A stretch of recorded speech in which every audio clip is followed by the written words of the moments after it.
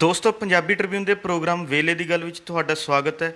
ਮੈਂ ਆਤਿਸ਼ ਗੁਪਤਾ ਅਤੇ ਸਾਡੇ ਸੀਨੀਅਰ ਪੱਤਰਕਾਰ ਚਰਨਜੀਤ ਸਿੰਘ ਭੁੱਲਰ ਤੁਹਾਡੇ ਸਾਹਮਣੇ ਹਾਜ਼ਰ ਹਾਂ। ਭੁੱਲਰ ਸਾਹਿਬ, ਤੁਹਾਡਾ ਬਹੁਤ ਬਹੁਤ ਸਵਾਗਤ ਹੈ। ਬੜੀ ਮਿਹਰਬਾਨੀ ਆਤਿਸ਼ ਜੀ ਤੁਹਾਡੀ। ਅੱਜ ਦੀ ਸਾਡੀ ਵਿਚਾਰ ਚਰਚਾ ਦਾ ਮੁੱਖ ਵਿਸ਼ਾ ਰਹੇਗਾ ਕੈਪਟਨ ਸਰਕਾਰ ਦੇ ਸਮਾਰਟਫੋਨਾਂ ਬਾਰੇ, ਜੋ ਕਿ ਕੈਪਟਨ ਸਰਕਾਰ ਦੇ 3 ਸਾਲਾਂ ਦੇ ਸਮੇਂ ਤੋਂ ਬਾਅਦ ਉਹਨਾਂ ਦੇ ਵਜ਼ੀਰਾਂ ਵੱਲੋਂ ਅੱਜ ਕੌਮਾਂਤਰੀ ਯੁਵਾ ਦਿਵਸ ਮੌਕੇ ਸਮਾਰਟਫੋਨ ਵੰਡਣੇ ਸ਼ੁਰੂ ਕੀਤੇ ਨੇ। ਚਰਨਜੀਤ ਜੀ, ਅਸੀਂ ਇਹ ਜਾਣਨਾ ਚਾਹਾਂਗੇ ਇਹ ਸਮਾਰਟਫੋਨਾਂ ਦੀ ਸਕੀਮ ਦੇ ਪਰਦੇ ਪਿਛਲਾ ਅਸਲ ਸੱਚ ਕੀ ਹੈ? ਪਹਿਲੀ ਗੱਲ ਤਾਂ ਆਤਿਸ਼ ਇਹ ਹੈਗਾ ਕਿ ਵੀ ਚਲੋ ਸਮਾਰਟਫੋਨ ਦੀ ਵੰਡ ਸ਼ੁਰੂ ਹੋਈ, ਜਿਵੇਂ ਕਹਿੰਦੇ ਨੇ ਕਿ ਨਾ ਕਿ ਦੇਰ ਆਏ ਦਰੁਸਤ ਆਏ,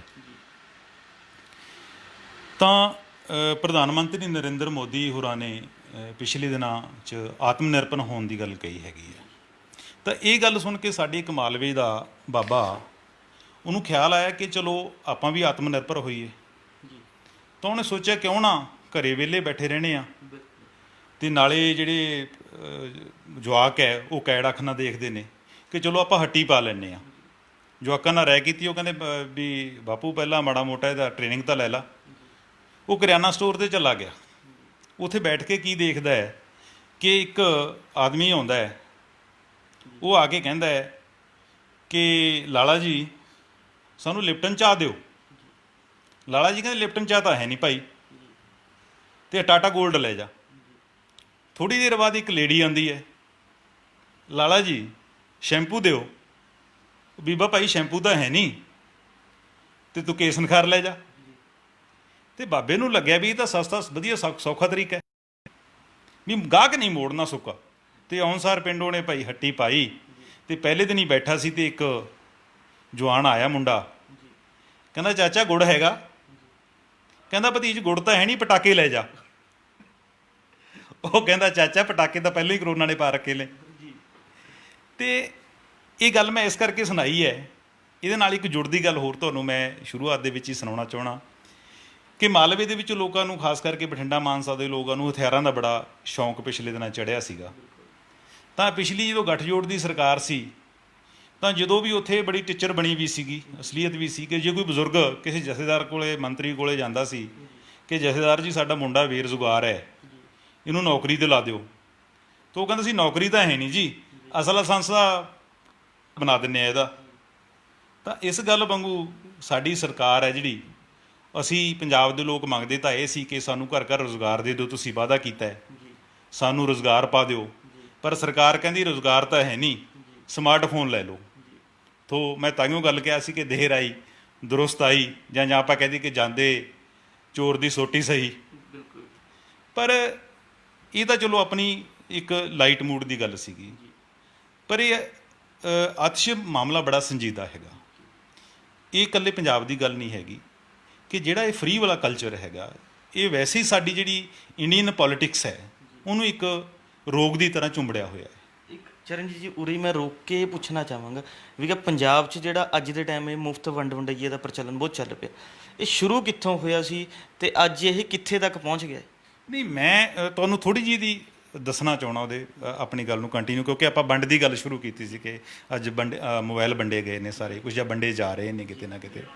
ਤਾਂ ਇਹ ਸਾਡੀ ਇੱਕ ਨਾ ਜਿਹੜੀ ਕਿਤੇ ਵੀ ਫਰੀ ਹੈ, ਚਾਹੇ ਮੋਬਾਈਲ ਫੋਨ ਦਿੱਤੇ ਜਾਂਦੇ ਨੇ, ਚਾਹੇ ਸਾੜੀਆਂ ਦਿੱਤੀਆਂ ਜਾਂਦੀਆਂ, ਚਾਹੇ TV ਦਿੱਤੇ ਜਾਂਦੇ ਨੇ, ਜਾਂ ਸਾਈਕਲ ਵੰਡੇ ਜਾਂਦੇ ਨੇ, ਤਾਂ ਇਹ ਵਰਤਾਰਾ ਬੜਾ ਗਲਤ ਹੈਗਾ। ਸਾਡੇ ਇੰਡੀਅਨ ਪੋਲੀਟਿਕਸ ਦੇ ਵਿੱਚ ਇੱਕ ਸਿਉਂਕ ਦੀ ਤਰ੍ਹਾਂ ਲੱਗਿਆ ਹੋਇਆ।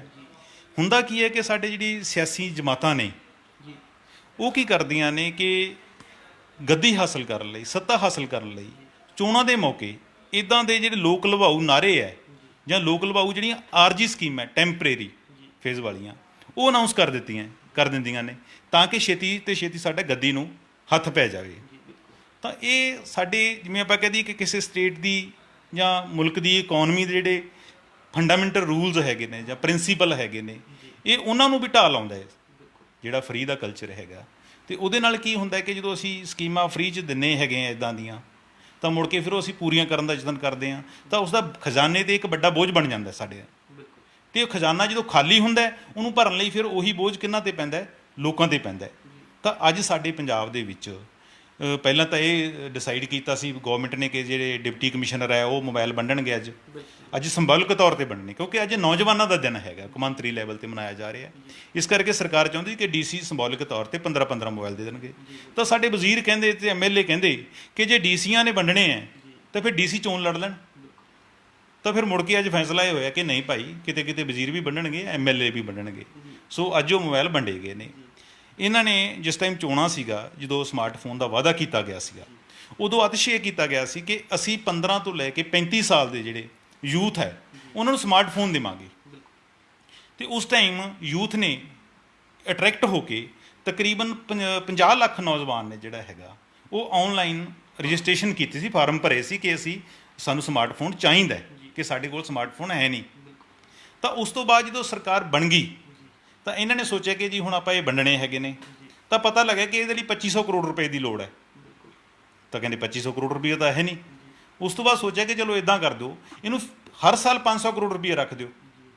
ਤਾਂ ਸਾਡੇ ਵਿੱਤ ਮੰਤਰੀ ਕਹਿੰਦੇ 500 ਕਰੋੜ ਵੀ ਹੈ ਨਹੀਂ। ਤੇ ਅਲਟੀਮੇਟਲੀ ਇਹਦਾ ਰੌਲਾ ਰੱਪਾ ਪੈਂਦਾ ਰਿਹਾ ਤੇ 3 ਸਾਲ ਸਰਕਾਰ ਦੇ ਗੁਜ਼ਰ ਗਏ, ਇਦਾਂ ਹੀ ਲੰਘੇ ਗੱਲਾਂ ਬਾਤਾਂ 'ਚ। ਤਾਂ ਪਿਛਲੇ ਬਜਟ ਦੇ ਵਿੱਚ ਜਿਹੜਾ ਹੁਣ ਚੱਲ ਰਿਹਾ ਬਜਟ, ਇਹਦੇ ਵਿੱਚ 100 ਕਰੋੜ ਰੁਪਇਆ ਸਮਾਰਟਫੋਨਾਂ ਲਈ ਰੱਖ ਦਿੱਤਾ ਗਿਆ। ਤੇ ਅਲਟੀਮੇਟਲੀ ਸਾਰੇ ਯੂਥ ਨੂੰ ਛੱਡ ਕੇ ਇਹ ਫੈਸਲਾ ਹੋਇਆ ਹੈ ਕਿ ਜਿਹੜੇ 12ਵੀਂ ਕਲਾਸ ਦੇ ਮੁੰਡੇ ਤੇ ਕੁੜੀਆਂ ਨੇ 1,73,000 ਉਹਨਾਂ ਨੂੰ ਅਸੀਂ ਇਹ ਸਮਾਰਟਫੋਨ ਦੇਵਾਂਗੇ। ਹੁਣ ਜਿੱਥੋਂ ਆਪਣੀ ਗੱਲ ਸ਼ੁਰੂ ਹੋਈ ਸੀ ਸੱਚ ਵਾਲੀ, ਕਿ ਸੱਚ ਕੀ ਹੈ, ਤੇ ਸਰਕਾਰ ਦਾ ਦਾਅਵਾ ਇਹ ਹੈ ਕਿ ਸਾਡੇ ਕੋਲੇ 50,000 ਸਮਾਰਟਫੋਨ ਪਹੁੰਚ ਗਿਆ, ਜੋ ਕਿ ਨਿਰਾ ਝੂਠ ਹੈ। ਕੰਪਨੀ ਨੇ ਅਜੇ ਤੱਕ ਪੰਜਾਬ ਦੇ ਵਿੱਚ 25,000 ਮੋਬਾਈਲ ਹੈ ਜਿਹੜਾ ਉਹ ਸੈੱਟ ਹੈ, ਉਹ ਸਪਲਾਈ ਕੀਤਾ ਸਮਾਰਟਫੋਨ ਹੈ ਜਿਹੜਾ 25,000 ਜਿਹੜਾ ਮੋਬਾਈਲ ਫੋਨ ਉਹ ਹੋਰ ਸਪਲਾਈ ਕਰਨਾ ਹੈ। ਉਹਦੇ ਲਈ ਸਤੰਬਰ ਦੀ ਡੇਟ ਦਿੱਤੀ ਹੈ ਇਲਾਵਾ ਕੰਪਨੀ ਨੇ ਕਿ ਅਸੀਂ ਸਤੰਬਰ ਤੱਕ ਕਰ ਪਾਵਾਂਗੇ। ਇਸ ਦਾ ਮਤਲਬ ਇਹ ਹੋਇਆ ਕਿ ਸਤੰਬਰ ਤੱਕ ਪੰਜਾਬ ਗੌਰਮੈਂਟ ਨੂੰ 50,000 ਮੋਬਾਈਲ ਬਣਨਗੇ। ਤੇ ਜਿਹੜਾ ਪਿੱਛੇ 1.25 ਲੱਖ ਯੂਥ ਹੋਏਗਾ +2 ਵਾਲਾ, ਇਹਨੇ ਨੂੰ ਉਹਨਾਂ ਦੇ ਪੇਪਰ ਹੋ ਜਾਣਗੇ, ਕਿਉਂਕਿ ਪਹਿਲਾਂ ਹੀ 2 ਬੈਚ ਤਾਂ ਚਲੇ ਗਏ ਇੱਕ ਨਾ, +2 ਵਾਲੇ ਸਰਕਾਰ ਬਣਨ ਤੋਂ ਬਾਅਦ ਉਹਨਾਂ ਨੂੰ ਝਾਕ ਰਹੀ ਰਜਿਸਟ੍ਰੇਸ਼ਨ ਵੀ ਕੀਤੀ ਵੀ ਸੀ। 15 ਸਾਲ ਵਾਲੇ, 15 ਸਾਲ ਤੋਂ ਉੱਪਰ ਵਾਲੇ, ਉਹ ਇਦਾਂ ਹੀ ਗੁਜ਼ਰ ਗਏ। ਤਾਂ ਇਹ ਵੀ ਜਿਹੜਾ ਬੈਚ ਹੈ, ਇਹ ਜਿਹੜਾ ਲੈ ਗਿਆ, ਜਿਹੜਾ ਰਹਿ ਗਿਆ ਰਹਿ ਗਿਆ। ਇਹਦੀ ਵੰਡ ਦੀ ਜਿਹੜੀ ਜ਼ਿੰਮੇਵਾਰੀ ਹੈ, ਚਾਹੇ ਹੁਣ ਤਾਂ ਐਜੂਕੇਸ਼ਨ ਨੂੰ ਦੇ ਦਿੱਤਾ, ਪਰ ਜਿਵੇਂ ਇੱਕ ਨੋਡਲ ਏਜੰਸੀ ਦੇ ਤੌਰ ਤੇ ਕਹੀਏ ਤਾਂ ਜਿਹੜਾ ਯੁਵਕ ਸੇਵਾਵਾਂ ਵਿਭਾਗ ਹੈ ਉਹਦੇ ਕੋਲ ਹੈ। ਤਾਂ ਹੁਣ ਮੈਂ ਤੁਹਾਨੂੰ ਦੱਸਦਾ ਕਿ ਜਿਹੜਾ 100 ਕਰੋੜ ਰੁਪਈਆ ਬਜਟ ਰੱਖਿਆ ਸੀ ਇਹਨਾਂ ਨੇ ਸਮਾਰਟਫੋਨ ਖਰੀਦਣ ਲਈ, ਉਹ ਸਰਕਾਰ ਨੇ ਵਾਪਸ ਲੈ ਲਿਆ, ਉਹ ਸਰੈਂਡਰ ਕਰਾ ਲਿਆ। ਕੱਲਾ ਉਹੀ ਸਰੈਂਡਰ ਨਹੀਂ ਕਰਾਇਆ, ਉਸ ਤੋਂ ਬਿਨਾਂ ਅਤਿਸ਼ ਜਿਹੜਾ ਇਹਨਾਂ ਨੇ ਯੂਥ ਡਿਪਾਰਟਮੈਂਟ ਹੈ, ਜਿਹੜਾ ਵੈਲਫੇਅਰ ਡਿਪਾਰਟਮੈਂਟ ਹੈ, ਉਹ ਹਰ ਸਾਲ ਨੌਜਵਾਨਾਂ ਦੇ ਕੈਂਪ ਲਾਉਂਦਾ ਹੈ, ਉਹਨਾਂ ਦੇ ਫੈਸਟੀਵਲ ਕਰਦਾ ਹੈ। ਫੈਸਟੀਵਲ ਤੋਂ ਇਲਾਵਾ ਉਹਨਾਂ ਦੇ ਜਿਹੜੇ ਹੈਗੇ ਨੇ ਸ਼ਹੀਦ ਆਜ਼ਮ ਭਗਤ ਸਿੰਘ ਦੇ ਨਾਂ ਤੇ ਇੱਕ ਯੁਵਾ ਅਵਾਰਡ ਵੀ ਰੱਖਿਆ, ਉਹ ਵੀ ਦਿੰਦੇ ਨੇ। ਉਹਨਾਂ ਲਈ 19 ਕਰੋੜ ਰੁਪਈਆ ਉਹਨਾਂ ਕੋਲ ਆਇਆ ਹੋਇਆ ਸੀ, ਉਹ ਵੀ ਵਾਪਸ ਲੈ ਲਿਆ। ਵੈਸੇ ਅਸੀਂ ਅੱਜ ਯੂਥ ਡੇ ਮਨਾ ਰਹੇ ਹਾਂ, ਪਰ ਯੂਥ ਜਿਹੜਾ ਡਿਪਾਰਟਮੈਂਟ ਹੈ, ਵੈਲਫੇਅਰ ਡਿਪਾਰਟਮੈਂਟ ਹੈ, ਉਸ ਤੋਂ ਕੋਲ 119 ਕਰੋੜ ਰੁਪਈਆ ਸਰਕਾਰ ਨੇ ਪਿਛਲੇ ਦਿਨਾਂ 'ਚ ਸਰੈਂਡਰ ਕਰਾ ਲਿਆ ਹੈਗਾ। ਇਹ ਇੱਕ ਸੱਚ ਹੈਗਾ। ਤੇ ਬਾਕੀ ਅਸੀਂ ਆਉਣ ਵਾਲੇ ਦਿਨਾਂ 'ਚ ਦੇਖਾਂਗੇ ਕਿ ਕੀ ਬਣਦਾ ਹੈ। ਸੈਕੰਡ ਜਿਹੜੀ ਤੁਸੀਂ ਗੱਲ ਕੀਤੀ ਸੀਗੀ ਕਿ ਇਹ ਵਰਤਾਰਾ ਜਿਹੜਾ ਹੈਗਾ ਇਕੱਲਾ ਕਿੱਥੋਂ ਸ਼ੁਰੂ ਹੋਇਆ ਜਾਂ ਤੇ ਅੱਜ ਕਿੱਥੇ ਪਹੁੰਚ ਗਿਆ। ਇਹ ਵਰਤਾਰਾ ਦਾ ਵੈਸੇ ਤਾਂ ਸਾਰੀਆਂ ਸਟੇਟਾਂ 'ਚ ਵੀ ਚੱਲਦਾ ਹੈਗਾ, ਪਰ ਇਹ ਹੈ ਵੀ ਕਿਤੇ ਥੋੜ੍ਹਾ ਜਿਹਾ ਘੱਟ ਹੈ, ਕਿਤੇ ਥੋੜ੍ਹਾ ਜਿਹਾ ਵੱਧ ਹੈ। ਮਤਲਬ ਇਹ ਆਪਣੀ ਜਿਹੜੀ ਸ਼ੇਪ ਹੈ ਜਾਂ ਰੂਪ ਹੈ ਉਹ ਚੇਂਜ ਕਰਦਾ ਰਿਹਾ ਟਾਈਮ ਟੂ ਟਾਈਮ। ਜਦੋਂ ਪੈਪਸੂ ਵੇਲੇ ਕੀ ਸੀਗਾ, ਪੈਪਸੂ ਵੇਲੇ ਹਾਲਾਤ ਹੋਰ ਸੀ। ਉਸ ਟਾਈਮ ਨਹਿਰੀ ਪਾਣੀ ਦੀ ਬਹੁਤ ਵੱਡੀ ਕਮੀ ਸੀਗੀ। ਤਾਂ ਉਦੋਂ ਇੱਕ ਨਾਅਰਾ ਦਿੱਤਾ ਗਿਆ ਸੀਗਾ ਕਿ ਜਿਹੜਾ ਵੀ ਕਿਸਾਨ ਖੂਹ ਲਵਾਉਣਾ ਚਾਹੁੰਦਾ ਹੈ, ਖੂਹ ਲਵਾਏਗਾ, ਉਸ ਨੂੰ ਸਰਕਾਰ 1200 ਰੁਪਏ ਦੇਗੀ। 1200 ਇੱਕ ਬਿਗ ਅਮਾਊਂਟ ਹੁੰਦੀ ਸੀ ਉਹਨਾਂ ਸਮਿਆਂ ਦੇ ਵਿੱਚ।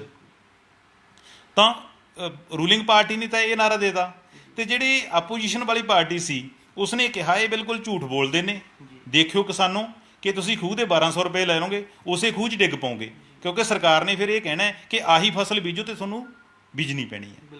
ਉਸ ਤੋਂ ਬਾਅਦ ਸਰਕਾਰ ਨੇ ਇੱਕ ਪੱਕੇ ਹਲ ਦੇਣ ਦੀ ਸਕੀਮ ਬਣਾ ਲਈ, ਲੋਹੇ ਦੇ ਹਲ। ਅੱਗੇ ਤੁਹਾਨੂੰ ਲੋਹੇ ਦੇ ਹਲ ਦੇਵਾਂਗੇ, ਉਹ 'ਤੇ 40 ਰੁਪਏ ਤੁਹਾਨੂੰ ਸਬਸਿਡੀ ਦੇਵਾਂਗੇ। ਉਦੋਂ ਰੂਲਿੰਗ ਨੇ ਇਹ ਐਲਾਨ ਕਰਤਾ, ਤੇ ਜਿਹੜੇ ਆਪੋਜੀਸ਼ਨ ਸੀ, ਕਿਉਂਕਿ ਹਲ ਉਦੋਂ ਨਵੀਂ ਕਾਢ ਸੀ, ਇੱਕ ਤਰੀਕੇ ਨਾਲ ਨਵੀਂ ਟੈਕਨੀਕ ਸੀ, ਜਿਵੇਂ ਹੁਣ ਸਮਾਰਟਫੋਨ ਆ ਗਏ ਨੇ ਨਵੀਂ ਟੈਕਨੀਕ ਦੇ। ਤਾਂ ਉਹਨਾਂ ਨੇ ਕਿ ਉਹਦੇ ਵਿੱਚ ਵੀ ਭਾਨੀ ਮਾਰਤੀ ਕਿ ਦੇਖਿਓ ਤੁਸੀਂ ਜਿਹੜੇ ਲੋਹੇ ਵਾਲੇ ਹਲ ਲੈ ਲਓ, ਤੁਹਾਡੀ ਤਾਂ ਜ਼ਮੀਨ ਹੀ ਖਰਾਬ ਕਰ ਦੂ, ਫਸਲ ਹੋਣੋਂ ਅਟ ਜਾਏਗੀ।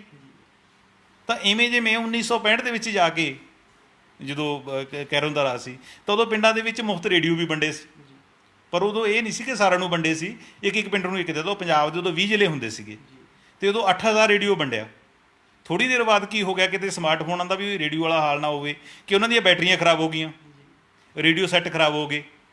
ਤਾਂ ਭਾਨ ਸਿੰਘ ਭੌਰਾ ਉਦੋਂ MLA ਹੁੰਦੇ ਸੀ, ਤਾਂ ਉਹਨਾਂ ਨੇ ਬੜਾ ਰੌਲਾ ਪਾਇਆ ਸੀ ਇਸ ਗੱਲ 'ਤੇ ਕਿ ਹੁਣ ਜੇ ਸਾਨੂੰ ਜੇ ਰੇਡੀਓ ਸੈੱਟ ਦਿੱਤੇ ਤਾਂ ਨਾਲ ਸਾਨੂੰ ਮਕੈਨਿਕ ਵੀ ਦੇ ਦਿਓ। ਤਾਂ ਸਰਕਾਰ ਨੂੰ ਹੁਣ ਵੀ ਖਿਆਲ ਰੱਖਣਾ ਚਾਹੀਦਾ ਹੈ ਕਿ ਅਸੀਂ ਸੈੱਟ ਤਾਂ ਦੇ ਰਹੇ ਹਾਂ, ਕਿਤੇ ਇਹ ਨਾ ਹੋਵੇ ਕਿ ਕੱਲ੍ਹ ਨੂੰ ਫਿਰ ਉਹ ਸਾਡੇ ਯੂਥ ਹੈ ਜਿਹਨਾਂ ਨੂੰ ਵੰਡੋ, ਉਹ ਰੌਲਾ ਪਾਉਂਦੇ ਤੁਹਾਡੇ ਦਰਾਂ ਦੇ ਅੱਗੇ ਨਾਅਰੇ ਮਾਰਨ ਲੱਗ ਜੇ ਕਿ ਹੁਣ ਸਾਨੂੰ ਇਹ ਠੀਕ ਕਰਾ ਕੇ ਵੀ ਦੇਵੋ। ਇੱਦਾਂ ਦੀਆਂ ਸਮੱਸਿਆਵਾਂ ਆ ਸਕਦੀਆਂ ਨੇ। ਅਤੇ ਇਹ ਇਕੱਲੀ ਸਾਡੀ ਸਟੇਟ ਦਾ ਇਸ਼ੂ ਨਹੀਂ ਹੈਗਾ। ਜਿਹੜੀ ਵੰਡ ਵੰਡਾਰੇ ਵਾਲੀ ਆਪਾਂ ਗੱਲ ਵੰਡ ਦੀ ਕਲਚਰ ਦੀ ਗੱਲ ਕੀਤੀ ਸੀ ਕਿ ਚੋਣਾਂ ਵੇਲੇ ਜਿਹੜਾ ਪੋਲੀਟੀਕਲ ਪਾਰਟੀਆਂ ਅਲੱਗ-ਅਲੱਗ ਇਸ ਤਰ੍ਹਾਂ ਦੇ ਸਾਨੂੰ ਸੁਪਨੇ ਦਿਖਾਉਂਦੀਆਂ ਨੇ ਜਾਂ ਵੰਡ ਐਲਾਨ ਕਰਦੀਆਂ ਨੇ। ਤਾਂ ਪਿੱਛੇ ਸਾਡੇ ਕੋਲ ਦਿੱਲੀ ਦੀ ਐਗਜ਼ਾਮਪਲ ਹੈਗੀ ਹੈ। ਦਿੱਲੀ ਦੇ ਵਿੱਚ ਦੇਖੋ ਕੇਜਰੀਵਾਲ ਨੇ ਜਿਹੜਾ ਉਹ ਕੀਤਾ ਹੈਗਾ ਕਿ ਅਸੀਂ ਔਰਤਾਂ ਨੂੰ ਮੈਟਰੋ ਦੇ ਵਿੱਚ ਫ੍ਰੀ ਸਫ਼ਰ ਦੀ ਸਹੂਲਤ ਦਿੱਤੀ ਹੈ। ਉਹਨਾਂ ਨੂੰ ਦੇਖ ਕੇ ਭਾਜਪਾ ਵਾਲਿਆਂ ਨੇ ਆਪਣੇ ਮੈਨੀਫੈਸਟੋ 'ਚ ਕੀ ਰੱਖਿਆ ਸੀ ਕਿ ਅਸੀਂ ਜਿਹੜੀਆਂ ਕੁੜੀਆਂ ਹੈਗੀਆਂ ਨੇ ਹਾਇਰ ਐਜੂਕੇਸ਼ਨ ਵਾਲੀਆਂ, ਉਹਨਾਂ ਨੂੰ ਅਸੀਂ ਸਕੂਟੀ ਦੇਵਾਂਗੇ ਅਤੇ ਦੂਸਰੀਆਂ ਕੁੜੀਆਂ ਨੂੰ ਅਸੀਂ ਸਾਈਕਲ ਦੇਵਾਂਗੇ। ਅਤੇ ਪੰਜਾਬ ਦੇ ਵਿੱਚ ਵੀ ਇਹ ਗੱਲ ਸ਼ੁਰੂ ਹੋਈ ਸੀ ਜਿਹੜੀ ਵੰਡ ਵੰਡਾਰੇ ਵਾਲੀ, ਜਿਹੜੀ ਜਦੋਂ ਭੱਠਲ ਰਜਿੰਦਰ ਕੌਰ ਭੱਠਲ ਹੁੰਦੀ ਸੀ, ਆਪਣੀ ਮੁੱਖ ਮੰਤਰੀ ਹੁੰਦੀ ਸੀ, ਮੁਫਤ ਬਿਜਲੀ ਪਾਣੀ ਦਾ ਐਲਾਨ ਕੀਤਾ। ਫਿਰ ਮੁੜ ਕੇ ਅਕਾਲੀਆਂ ਨੇ ਵੀ ਕੀਤਾ। ਉਸ ਤੋਂ ਬਾਅਦ ਸਾਈਕਲਾਂ ਦੀ ਵੀ ਗੱਲ ਸ਼ੁਰੂ, ਮੁਫਤ ਆਟਾ ਦਾਲ ਦੀ ਗੱਲ ਵੀ ਸ਼ੁਰੂ ਹੁੰਦੀ ਰਹੀ। ਇਵੇਂ ਜਿਵੇਂ ਮਿਜ਼ੋਰਮ ਦੇ ਵਿੱਚ ਕਾਂਗਰਸ ਨੇ ਕਿਹਾ ਅਸੀਂ ਫ੍ਰੀ ਲੈਪਟਾਪ ਦੇਵਾਂਗੇ। ਇੱਕ ਰਾਜ ਦੇ ਵਿੱਚ ਤਾਂ ਆਤਿਸ਼ਬਾਜ਼ੀ ਗੱਲ ਵਿੱਚੋਂ ਕੱਟ ਰਿਹਾ ਹੈਗਾ, ਉਹਨਾਂ ਨੇ ਕਿਹਾ ਕਿ ਅਸੀਂ ਹਰ ਪਰਿਵਾਰ ਨੂੰ ਗਾਂ ਦੇਵਾਂਗੇ। ਅਤੇ ਤਾਮਿਲਨਾਡੂ ਤਾਂ ਇਸ ਦਾ ਸਿਖਰ ਹੈ। ਤਾਮਿਲਨਾਡੂ ਦੇ ਵਿੱਚ ਸਭ ਤੋਂ ਵੱਧ ਹੈ ਜਿਹੜੀ ਇਹ ਪੋਲੀਟਿਕਸ ਚੱਲਦੀ ਹੈ ਮੁਫਤ ਵਾਲੀ। ਉੱਥੇ ਕਦੇ ਕਹਿੰਦੇ ਤੁਹਾਨੂੰ TV ਸੈੱਟ ਦੇਵਾਂਗੇ ਜੀ, ਕਦੇ ਕਹਿੰਦੇ ਸਾੜੀਆਂ ਦੇਵਾਂਗੇ ਤੁਹਾਨੂੰ, ਅਤੇ ਕਦੇ ਕਹਿੰਦੇ ਪੱਖੇ ਦੇਵਾਂਗੇ ਤੁਹਾਨੂੰ। ਹੁਣ ਪਿੱਛੇ ਅੰਨਾ ਕੰਟੀਨ ਚੱਲੀ ਸੀ ਕਿ ਸਬਸਿਡੀ 'ਤੇ ਤੁਹਾਨੂੰ ਖਾਣਾ ਦੇਵਾਂਗੇ। ਤਾਂ ਸਾਡੇ ਤਾਂ ਚਲੋ ਫਿਰ ਵੀ ਹਜੇ ਥੋੜ੍ਹਾ ਸ਼ੁਕਰ ਹੈ ਹਜੇ ਕਿ ਅਸੀਂ ਇਸ ਹੱਦ ਤੱਕ ਨਹੀਂ ਗਏ, ਪਰ ਫਿਰ ਵੀ ਅਸੀਂ ਘੱਟ ਨਹੀਂ ਮੁਫਤ ਆਟਾ ਦਾਲ ਦਾ ਦਿੰਦੇ ਸੀ। ਚਲੋ ਉਹ ਤਾਂ ਸੈਂਟਰ ਦੀ ਸਕੀਮ ਵਿੱਚ ਆ ਗਈ ਅਤੇ ਸਾਡੀ ਗੱਡੀ ਚੱਲ ਗਈ। ਅਤੇ ਹੁਣ ਜਿਹੜਾ ਸਮਾਰਟਫੋਨ ਹੈ ਇਹਨੇ ਸਰਕਾਰ ਦੇ ਨਾਸੀ ਧੂੰਆਂ ਲਿਆ ਰੱਖਿਆ ਕਿ ਬਜਟ ਦਾ ਕਿੱਥੋਂ ਪ੍ਰਬੰਧ ਕਰਾਂਗੇ। ਅਜੇ ਤੱਕ ਬਜਟ ਦਾ ਪ੍ਰਬੰਧ ਨਹੀਂ ਹੋਇਆ। ਇਹ ਅੰਦਰਲੀ ਗੱਲ ਕਹਿ ਲਓ ਚਾਹੇ ਉਹਨੂੰ ਵੇਲੇ ਦੀ ਗੱਲ ਕਹਿ ਲਓ। ਚਰਨਜੀਤ ਜੀ, ਇਹ ਵੀ ਗੱਲ ਆ ਜਾਂਦੀ ਹੈ, ਸਰਕਾਰ ਰਾਜਨੀਤਿਕ ਪਾਰਟੀਆਂ ਲੋਕਾਂ ਨੂੰ ਇਸ ਤਰ੍ਹਾਂ ਦੇ ਮੁਫਤ ਜਿਹੜੇ ਹੈ, ਚਾਹੇ ਸਮਾਰਟਫੋਨ ਹੈ ਚਾਹੇ ਸਾਈਕਲ ਹੈ, ਵੰਡਦੇ ਜਿਹੜੇ ਹੈਗੇ ਆ, ਲਾਲਚ ਦੇ ਦਿੰਦੀਆਂ, ਵਾਅਦੇ ਕਰ ਦਿੰਦੀਆਂ ਕਿ ਇਸ ਨਾਲ ਲੋਕਾਂ ਦੇ ਜਿਹੜੇ ਅਸਲ ਮਸਲੇ ਆ, ਅਸਲ ਸਮੱਸਿਆਵਾਂ ਉਹ ਕਿੱਥੇ ਦੂਰ ਹੋ ਜਾਂਦੀਆਂ। ਆਤਿਸ਼ ਅਸਲ 'ਚ ਕੀ ਹੈਗਾ ਨਾ ਕਿ ਜਿਹੜੇ ਬੇਸਿਕ ਮਸਲੇ ਆ ਸਾਡੇ ਉਹ ਤਾਂ ਹੋਰ ਹੈ। ਹੁਣ ਅਸੀਂ ਜੇ ਕਹੀਏ ਕਿ ਸਮਾਰਟਫੋਨ ਵੰਡੇ ਤੋਂ ਪੰਜਾਬ ਦੇ ਸਾਰੇ ਮਸਲੇ ਹੱਲ ਹੋ ਜਾਣਗੇ, ਯੂਥ ਦੇ ਸਾਰੇ ਮਸਲੇ ਹੱਲ ਹੋ ਜਾਣਗੇ, ਮਸਲੇ ਤਾਂ ਕਿਤੇ ਹੋਰ ਪਏ ਆ, ਰੋਗ ਕਿਤੇ ਹੋਰ ਹੈ। ਸਾਡੇ ਦਰਦ ਤਾਂ ਪੈਰ 'ਚ ਹੋ ਰਿਹਾ, ਇਲਾਜ ਅਸੀਂ ਮੋਢੇ ਦਾ ਕਰੀ ਜਾ ਰਹੇ ਹਾਂ।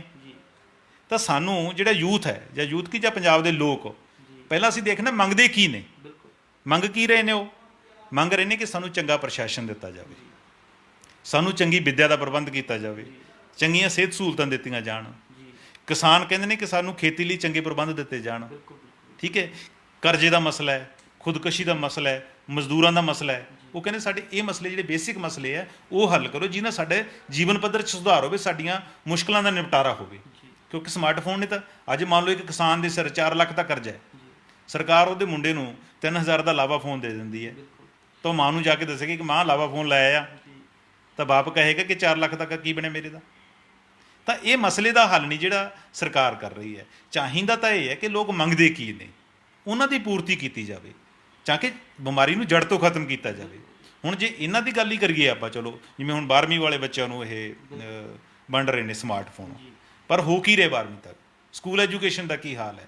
ਸਰਕਾਰ ਨੇ ਕਿਹਾ, ਇਸਨੇ ਆਪਣੀ ਬਜਟ ਦੇ ਵਿੱਚ ਕਿਹਾ ਕੈਪਟਨ ਅਮਰਿੰਦਰ ਸਿੰਘ ਨੇ ਕਿ ਅਸੀਂ ਬਜਟ ਦਾ ਜਿਹੜਾ 6% ਹੈ GDP ਦਾ ਉਹ ਐਜੂਕੇਸ਼ਨ 'ਤੇ ਖਰਚ ਕਰਾਂਗੇ। ਪਰ ਪਿਛਲੇ 3 ਸਾਲਾਂ ਦਾ ਤਜਰਬਾ ਦੇਖ ਲਓ ਤੁਸੀਂ, 2.5% ਤੋਂ ਨਹੀਂ ਵੱਧਦਾ ਐਜੂਕੇਸ਼ਨ ਦਾ ਜਿਹੜਾ GDP ਦਾ ਬਜਟ ਹੈ ਜਿਹੜਾ, ਉਹਦੇ ਵਿੱਚ ਤਾਂ ਅਸੀਂ ਦਿਆਨਤਦਾਰ ਨਹੀਂ ਹੈਗੇ, ਉਹ 'ਚ ਤਾਂ ਅਸੀਂ ਇਮਾਨਦਾਰੀ ਨਹੀਂ ਦਿਖਾ ਰਹੇ। ਇਵੇਂ ਜਿਵੇਂ SC ਸਕਾਲਰਸ਼ਿਪ ਹੈ, ਸੈਂਟਰ ਨੇ ਬੰਦ ਕਰ ਦਿੱਤਾ।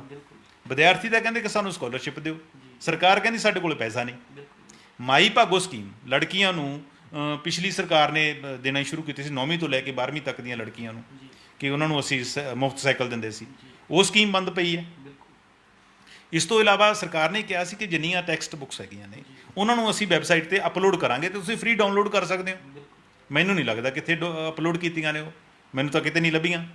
ਇਸ ਤੋਂ ਇਲਾਵਾ ਸਰਕਾਰ ਨੇ ਕਿਹਾ ਕਿ ਅਸੀਂ ਸਾਰੀ ਸਟੇਟ ਦੇ ਵਿੱਚ ਇਹ ਔਨਰ ਕਾਰਡ, ਮੈਂ ਆਪਦੇ ਪੱਲਿਓਂ ਨਹੀਂ ਕਹਿ ਰਿਹਾ, ਕੋਲੋਂ ਨਹੀਂ ਕਹਿ ਰਿਹਾ, ਇਹ ਸਰਕਾਰ ਦੀਆਂ ਕਈਆਂ ਹੋਈਆਂ ਗੱਲਾਂ ਨੇ। ਉਹ ਕਹਿੰਦੇ ਕਿ ਅਸੀਂ ਹਰ 50 ਨਵੇਂ ਕਾਲਜ ਖੋਲਾਂਗੇ। 50 ਤਾਂ ਛੱਡੋ ਨਵੇਂ ਕਾਲਜਾਂ ਦੀ, ਪੁਰਾਣੇ ਕਾਲਜਾਂ ਦਾ ਕੀ ਹਾਲ ਹੈ? ਤੇ 2 ਸੈਨਿਕ ਸਕੂਲ ਖੋਲ੍ਹਣ ਦੀ ਗੱਲ ਕਹੀ ਸੀਗੀ, ਉਹ ਸੈਨਿਕ ਸਕੂਲ ਕਿੱਥੇ ਨੇ? ਤਾਂ ਮਸਲਾ ਕਿਤੇ ਹੋਰ ਪਿਆ। ਸਰਕਾਰ ਆ ਪਤਾ ਕੀ ਕਰਨਾ ਚਾਹੁੰਦੀ ਹੈ, ਇਹ ਤਾਂ ਸਮਾਰਟਫੋਨ ਕੀ ਹੈ, ਇੱਕ ਟੈਕਨੋਲੋਜੀ ਹੈ, ਤਾਂ ਇਹ ਤਾਂ ਟੂਲ ਹੈ। ਇਸ ਕੋਈ ਸਾਡੀਆਂ ਸਮੱਸਿਆਵਾਂ ਨੂੰ ਜਾਂ ਉਹਨਾਂ ਦਾ ਜਿਹੜਾ ਹੱਲ ਕਰਨਾ ਹੈ ਉਹਦਾ ਕੋਈ ਅਲਟਰਨੇਟਿਵ ਨਹੀਂ ਹੈਗਾ, ਕੋਈ ਬਦਲ ਨਹੀਂ ਕਿ ਜੇ ਆਏ ਤਾਂ ਇਹ ਮਸਲੇ ਦਾ ਆਹ ਸਮਾਰਟਫੋਨ ਹੱਲ ਹੈ। ਸਮਾਰਟਫੋਨ ਸਾਡੇ ਕੋਲ ਘੱਟ ਨੇ। ਆਤਿਸ਼, ਅਸੀਂ ਪਿੱਛੇ ਇੱਕ ਡਾਟਾ ਕਲੈਕਟ ਕੀਤਾ ਹੈਗਾ, ਪੰਜਾਬ ਦੇ ਵਿੱਚ ਕਿੰਨੇ ਘਰ ਨੇ? 55 ਲੱਖ ਘਰ ਨੇ ਪੰਜਾਬ 'ਚ। ਤੇ ਸਮਾਰਟਫੋਨ ਕਿੰਨੇ? ਮੋਬਾਈਲ ਫੋਨ ਤੇ ਲੈਂਡਲਾਈਨ ਫੋਨ ਹੈ ਜਿਹੜੇ, ਉਹ 4 ਕਰੋੜ ਹੈ। ਇਹਦਾ ਮਤਲਬ ਇਹ ਹੋਇਆ 8 ਗੁਣਾ ਜ਼ਿਆਦਾ ਕਿ ਮਤਲਬ ਹਰ ਘਰ 'ਚ 7 ਮੋਬਾਈਲ ਜਾਂ ਲੈਂਡਲਾਈਨ ਤਾਂ ਪਹਿਲਾਂ ਹੀ ਹੈਗੇ ਨੇ। ਤੇ ਪੰਜਾਬੀ ਡੇਲੀ ਦਾ ਜੇ ਆਪਾਂ ਖਰਚ ਦੇਖੀਏ 6.5 ਕਰੋੜ ਰੁਪਈਆ ਇਕੱਲਾ ਇਹਨਾਂ ਦਾ ਰੀਚਾਰਜ ਵਗੈਰਾ ਤੇ ਖਰਚ ਕਰ ਦਿੰਦੇ ਨੇ, ਜਿਹੜੀ ਸੈੱਟ ਦੀ ਕੀਮਤ ਤਾਂ ਵੱਖਰੀ ਹੈਗੀ ਹੈ। ਤੇ ਆਬਾਦੀ ਸਾਡੀ ਦੇਖ ਲਓ ਕਿੰਨੀ ਹੈ, 3 ਕਰੋੜ ਤੇ 4 ਕਰੋੜ ਸਾਡੇ ਕੋਲ ਮੋਬਾਈਲ ਹੈ। ਹੁਣ ਸਾਡੇ ਕੋਲ ਹੋਰ ਮੋਬਾਈਲ ਆ ਜਾਣਗੇ, ਅੱਗੇ ਇਹਨਾਂ ਦੇ ਰਿਜ਼ਲਟ ਜਿਹੜੇ ਨਿਕਲਣਗੇ ਉਹ ਤੁਹਾਡੇ ਸਾਹਮਣੇ ਆ ਜਾਣਗੇ ਵੀ ਬਣਦਾ ਕੀ ਹੈਗਾ, ਕਿਉਂਕਿ ਇਹਦੇ ਨਾਲ ਬਹੁਤ ਸਾਰੀਆਂ ਸਮੱਸਿਆਵਾਂ ਵੀ ਕ੍ਰੀਏਟ ਹੋਣੀਆਂ ਨੇ, ਕਿਉਂਕਿ ਮਿਸਯੂਜ਼ ਵੀ ਵਧੇਗਾ ਤੇ ਲੋਕ ਗੁੰਮਰਾਹ ਵੀ ਹੋਣਗੇ। ਨੌਜਵਾਨਾਂ ਨੂੰ ਕੋਈ ਗੁੰਮਰਾਹ ਕਰ ਸਕਦਾ, ਨਸ਼ੇ ਵਾਲਿਆਂ ਨੂੰ ਵੀ ਮੌਜ ਲੱਗ ਸਕਦੀ ਹੈ, ਕਿਉਂਕਿ ਇੱਕ ਸੰਪਰਕ ਤਾਂ ਬਣੇਗਾ ਨਾ ਤੁਹਾਡਾ। ਤੇ ਅਸ਼ਲੀਲਤਾ ਪਹਿਲਾਂ ਹੀ ਸਮਾਜ 'ਚ ਕਾਫੀ ਵਧੀ ਹੋਈ, ਆਪਾਂ ਦੇਖਦੇ ਹਾਂ, ਸਾਰਿਆਂ ਨੂੰ, ਸਾਡੇ ਦਰਸ਼ਕਾਂ ਨੂੰ ਪਤਾ ਹੀ ਇਸ ਗੱਲ ਦਾ, ਉਹਦੇ ਨਾਲ ਹੋਰ ਕਿੰਨੀ ਵੱਧੇਗੀ। ਤਾਂ ਇਸ ਤਰ੍ਹਾਂ ਦੀਆਂ ਬਹੁਤ ਸਾਰੀਆਂ ਅਲਾਮਤਾਂ ਹੋਰ ਆਉਣਗੀਆਂ। ਸਰਕਾਰਾਂ ਨੂੰ ਦੇਖਣਾ ਇਹ ਬਣਦਾ ਹੈ ਕਿ ਅਸੀਂ ਚਾਹੁੰਦੇ ਕੀ ਹਾਂ ਤੇ ਸਾਨੂੰ ਦਿੱਤਾ ਕੀ ਜਾ ਰਿਹਾ, ਤੇ ਨਿਸ਼ਾਨੇ ਤੇ ਥੋੜ੍ਹਾ ਜਿਹਾ ਦੇਖ ਲੈਣ, ਫੋਕਸ ਕਰਨ। ਇੱਕ ਚਰਨਜੀਤ ਜੀ ਗੱਲ ਇਹ ਵੀ ਆ ਜਾਂਦੀ ਹੈ ਵੀ ਕਿ ਰਾਜਨੀਤਿਕ ਪਾਰਟੀਆਂ ਚੋਣਾਂ ਤੋਂ ਪਹਿਲਾਂ ਤਾਂ ਬਹੁਤ ਵੱਡੇ ਵੱਡੇ ਵਾਅਦੇ ਕਰ ਦਿੱਤੇ ਵੀ ਕਿ ਇਹ ਨਹੀਂ ਦੇਖਦੀਆਂ ਸਾਡੇ ਖਜ਼ਾਨੇ 'ਚ ਕੀ ਹੈ। ਜਿਵੇਂ ਕੈਪਟਨ ਸਰਕਾਰ ਨੇ ਚੋਣਾਂ ਤੋਂ ਪਹਿਲਾਂ ਬਹੁਤ ਵੱਡੇ ਵੱਡੇ ਵਾਅਦੇ ਕੀਤੇ, ਪਰ ਸਰਕਾਰ ਚਾਹੁੰਦੀ ਕਹਿੰਦਾ ਵੀ ਕਿ ਸਰਕਾਰ ਦਾ ਖਜ਼ਾਨਾ ਤਾਂ ਖਾਲੀ ਪਿਆ। ਜੇ ਸਰਕਾਰ ਵਾਅਦੇ ਪੂਰੇ ਹੀ ਨਹੀਂ ਕਰ ਸਕਦੀ ਤਾਂ ਉਹ ਇਸ ਤਰ੍ਹਾਂ ਦੇ ਵਾਅਦੇ ਕਰਦੀ ਕਿਉਂ ਹੈ? ਪਤਾ ਕੀ ਹੈ, ਵਾਅਦੇ ਕਰਦੀ ਹੈ ਸਿਰਫ ਚੋਣਾਂ ਕਰਕੇ, ਕਿਉਂਕਿ ਜਿਵੇਂ ਪ੍ਰਸ਼ਾਂਤ ਕਿਸ਼ੋਰ ਆਇਆ, ਉਹਨਾਂ ਨੂੰ ਕਹਿ ਕੇ ਅਸੀਂ ਤਾਂ ਚੋਣ ਜਿੱਤਣੀ ਹੈ। ਜਿਵੇਂ ਬੱਚੇ ਨਾ, ਛੋਟੇ ਬੱਚੇ ਪਤੰਗ ਲੁੱਟਦੇ ਨੇ, ਤਾਂ ਉਹ ਹਾਲ ਹੋ ਜਾਂਦਾ ਕਿ ਅਸੀਂ ਤਾਂ ਚੋਣ ਲੁੱਟਣੀ ਹੈ। ਉਹ ਕਿਵੇਂ ਲੁੱਟੀ ਜਾ ਸਕਦੀ ਹੈ? ਫਿਰ ਉਦੋਂ ਇਹ ਕਿਹਾ ਜਾਂਦਾ ਕਿ ਘਰ ਘਰ ਰੁਜ਼ਗਾਰ ਦੇਵਾਂਗੇ। ਪਤਾ ਹੈਗਾ ਨਾ ਕਿ ਘਰ ਘਰ ਰੁਜ਼ਗਾਰ ਨਹੀਂ ਦਿੱਤਾ ਜਾ ਸਕਦਾ, ਸਟੇਟ ਦੀ ਇਕੋਨਮੀ ਨਹੀਂ ਹੈਗੀ, ਅਤੇ ਨਾ ਸਾਡੀ ਜਿਹੜੀ ਦਿਮਾਗ ਦੀ ਹੈ, ਸਾਡੀ ਸੋਚ ਦੀ ਇਕੋਨਮੀ ਉਨੀ ਮਜ਼ਬੂਤ ਨਹੀਂ ਹੈਗੀ ਲੀਡਰਾਂ ਦੀ ਕਿ ਉਹ ਘਰ ਘਰ ਰੁਜ਼ਗਾਰ ਪਹੁੰਚਾ ਦੇਣ। ਤਾਂ ਉਦੋਂ ਇੱਕ ਥੋੜ੍ਹੇ ਚਿਰ ਲਈ ਆਰ ਟੈਂਪਰੇਰੀ ਸ਼ਾਰਟ ਟਰਮ ਸੋਚਿਆ ਜਾਂਦਾ ਕਿ ਗੱਦੀ ਹਾਸਲ ਕਰਨੀ ਹੈ। ਇਹ ਤਾਂਹੀਓ ਇਹ ਪੂਰੇ ਨਹੀਂ ਹੁੰਦੇ। ਹੁਣ ਜਿਹੜੇ ਸਾਡੀ ਇਹ ਟੈਕਨੋਲੋਜੀ ਜਾਂ ਫ੍ਰੀ ਵੰਡ ਵਾਲੀ ਗੱਲ ਹੈ, ਜਾਂ ਇਹ ਕਲਚਰ ਹੈਗਾ, ਇਹਦੇ ਨਾਲ ਸਾਡੇ ਸਭ ਤੋਂ ਵੱਡੀ ਤਾਂ ਸਾਨੂੰ ਕਿਰਤ ਨੂੰ ਢਾਹ ਲੱਗ ਜਾਂਦੀ ਹੈ। ਜੇ ਪਿੰਡਾਂ 'ਚ ਅਕਸਰ ਕਹਿੰਦਾ ਕਿ ਸਰਕਾਰ ਨੇ ਕਿਹੋ ਜਿਹੀਆਂ ਸਕੀਮਾਂ ਬਣਾਤੀਆਂ, ਲੋਕ ਵਿਹਲੇ ਕਰਤੇ, ਕਿਉਂਕਿ ਉਹਨਾਂ ਨੂੰ ਬਾਰਾ ਖਾਂਦਾ। ਜੇ ਵਿਹਲੇ ਹੋਣਗੇ ਤਾਂ ਹੀ ਉਹਨਾਂ ਦੇ ਲੜ ਲੱਗਣਗੇ ਨਾ। ਤਾਂ ਇਹ ਸਰਕਾਰਾਂ ਦੀ ਕਹਿੰਦਾ ਜਿਹਨਾਂ ਨੂੰ ਚਾਹੀਦਾ, ਜੇਕਰ ਸੱਚੀ ਮੁੱਚੀ ਮਤਲਬ ਸਰਕਾਰਾਂ ਸਿਰਦ ਨੇ, ਤਾਂ ਉਹ ਦੇਖਣ ਕਿ ਜਿਹੜੇ ਤਾਂ ਬੇਰੁਜ਼ਗਾਰ ਨੇ ਉਹਨਾਂ ਨੂੰ ਤਾਂ ਰੁਜ਼ਗਾਰ ਦਿਓ, ਜਿਹੜੇ ਪੜ੍ਹ ਰਹੇ ਨੇ ਹਜੇ ਉਹਨਾਂ ਲਈ ਚੰਗਾ ਮਾਹੌਲ ਦਿਓ, ਉਹਨਾਂ ਨੂੰ ਕੁਆਲਿਟੀ ਐਜੂਕੇਸ਼ਨ ਦਿਓ, ਜਿਹਦੇ ਵਿੱਚ ਕੋਈ ਪਰਦਾ ਮਤਲਬ ਕੋਈ ਕਿਸੇ ਕਿਸਮ ਦੀ ਵਿਤਕਰੇਬਾਜ਼ੀ ਨਾ ਹੋਵੇ ਕਿ ਗੌਰਮੈਂਟ ਹੈ, ਇਹ ਸਰਕਾਰੀ ਹੈ, ਇਹ ਪ੍ਰਾਈਵੇਟ ਹੈ, ਇਹ ਆਦਰਸ਼ ਹੈ, ਇਹ ਮੈਰੀਟੋਰੀਅਸ ਹੈ। ਇੱਕ ਤਰ੍ਹਾਂ ਦੇ ਸਕੂਲ ਘੱਟੋ ਘੱਟ ਸਰਕਾਰ ਜੇ ਸੱਚੀ ਮੁੱਚੀ ਚਾਹੁੰਦੀ ਹੈਗੀ ਹੈ। ਪੰਜਾਬ ਦੇ ਲੋਕ ਮੋਬਾਈਲ ਫੋਨ ਨਹੀਂ ਮੰਗਦੇ, ਨਾ ਉਹ ਫ੍ਰੀ ਆਟਾ ਦਾਲ ਮੰਗਦੇ, ਨਾ ਸ਼ਗਨ ਸਕੀਮਾਂ ਮੰਗਦੀ ਹੈ। ਉਹ ਕਹਿੰਦੇ ਸਰਕਾਰ ਸਾਨੂੰ ਇੰਨਾ ਮਜ਼ਬੂਤ ਬਣਾ ਦੇ, ਇੱਦਾਂ ਦਾ ਮਾਹੌਲ ਕ੍ਰੀਏਟ ਕਰੇ ਸਰਕਾਰ ਕਿ ਸਾਨੂੰ ਸਰਕਾਰ ਵੱਲ ਝਾਕਣ ਦੀ ਲੋੜ ਹੀ ਨਾ ਰਹੇ। ਤਾਂ ਸਰਕਾਰ ਨੂੰ ਇਹ ਚੀਜ਼ਾਂ ਜਿਹੜੀਆਂ ਫ੍ਰੀ ਕਲਚਰ ਹੈ ਬਾਰਾ ਖਾਂਦਾ, ਤਾਂ ਕਰਕੇ ਇਹ ਐਲਾਨੀਆਂ ਜਾਂਦੀਆਂ। ਮੈਂ ਆਪਣੀ ਜਿਹੜੀ ਗੱਲ ਹੈ ਆਤਿਸ਼, ਇਹ ਤਾਂ ਆਪਾਂ ਚਲੋ ਸਿਆਸੀ ਜਮਾਤ ਦੇ ਨਾਲ ਜਾਂ ਸਰਕਾਰ ਨਾਲ ਜਾਂ ਸਮਾਰਟਫੋਨਾਂ ਦੀ ਗੱਲ ਕਰ ਲਈ ਹੈ। ਮੈਂ ਆਪਣੇ ਦਰਸ਼ਕਾਂ ਨਾਲ ਇੱਕ ਗੱਲ ਸ਼ੇਅਰ ਕਰਨੀ ਚਾਹੂੰਗਾ ਕਿ ਚਾਹੇ ਲੀਡਰ ਕੁਛ ਵੀ ਨੇ, ਜਿਹੜੀ ਪਥਰੀਲੀ ਜ਼ਮੀਨ ਹੁੰਦੀ ਹੈ ਕਿ ਨਾ, ਪਥਰੀਲੀ ਜ਼ਮੀਨ ਨੂੰ ਅਰਦਾਸਾਂ ਦੀ ਲੋੜ ਨਹੀਂ। ਹੁਣ ਪਥਰੀਲੀ ਜ਼ਮੀਨ ਨੂੰ ਚੰਗੀ ਕਹਾੜੀ ਦੀ ਲੋੜ ਹੈ। ਅਤੇ ਨਾਲੇ ਸਾਡੇ ਸਿਆਣੇ ਤਾਂ ਆਪ ਕਹਿ ਕੇ ਗਏ ਨੇ ਵੀ ਜੇ ਸੱਪ ਮਰਿਆ ਨਾ ਹੋਵੇਗਾ ਨਾ ਤਾਂ ਸੋਟੀ ਹੈ ਜਿਹੜੀ ਉਹ ਸਿੱਟਣੀ ਨਹੀਂ ਚਾਹੀਦੀ। ਇੰਨੀ ਗੱਲ ਕਹਿ ਕੇ ਮੈਂ ਆਪਣੀ ਗੱਲ ਸਮਾਪਤ ਕਰਦਾ। ਧੰਨਵਾਦ ਜੀ। ਇਹ ਸਨ ਪੰਜਾਬੀ ਟ੍ਰਿਬਿਊਨ ਦੇ ਸੀਨੀਅਰ ਪੱਤਰਕਾਰ ਚਰਨਜੀਤ ਸਿੰਘ ਭੁੱਲਰ, ਜਿਨ੍ਹਾਂ ਨੇ ਸਾਨੂੰ ਦੱਸਿਆ ਵੀ ਕਿ ਪੰਜਾਬ ਦੇ ਲੋਕਾਂ ਨੂੰ ਮੁਫਤ ਮੋਬਾਈਲ ਫੋਨ, ਮੁਫਤ ਸਾਈਕਲ ਜਾਂ ਆਟਾ ਦਾਲ ਸਕੀਮਾਂ ਦੀ ਲੋੜ ਨਹੀਂ ਹੈ। ਸਾਨੂੰ ਇੰਨਾ ਕੁ ਕਾਬਲ ਕਰਦੇ ਸਰਕਾਰਾਂ ਵੀ ਕਿ ਅਸੀਂ ਆਪਣਾ ਕਮਾ ਕੇ ਆਪ ਖਾ ਸਕੀਏ, ਤਾਂ ਜੋ ਸਾਨੂੰ ਸਰਕਾਰਾਂ 'ਤੇ ਨਿਰਭਰ ਨਾ ਰਹਿਣਾ ਪਵੇ, ਅਸੀਂ ਆਪਣੇ ਯੋਗ ਆਪ ਹੋ ਸਕੀਏ। ਕੱਲ੍ਹ ਨੂੰ ਇਸੇ ਸਮੇਂ ਫਿਰ ਮਿਲਾਂਗੇ ਪ੍ਰੋਗਰਾਮ ਵੇਲੇ ਦੀ ਗੱਲ ਵਿੱਚ। ਧੰਨਵਾਦ।